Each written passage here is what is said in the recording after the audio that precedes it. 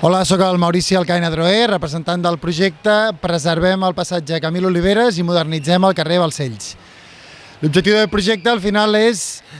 seguir amb una reclamació històrica dels veïns. Hi ha veïns que porten més de 15 anys reclamant aquesta actuació. Per una banda tenim el passatge Camil Oliveres, que és un conjunt modernista preciós, patrimoni del districte de Gràcia, i per altra banda tenim el carrer Balcells,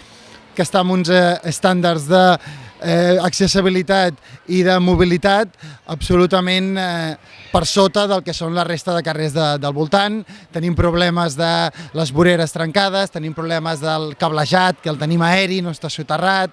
problemes d'il·luminació, i al final el que volem és millorar l'accessibilitat i creiem que és un projecte que va amb la línia d'esponjar el que seria el barri de Gràcia, fomentar àrees fora del centre neuràlgic i una mica potenciar el barri com a un conjunt i no només com el centre històric i més popular del districte.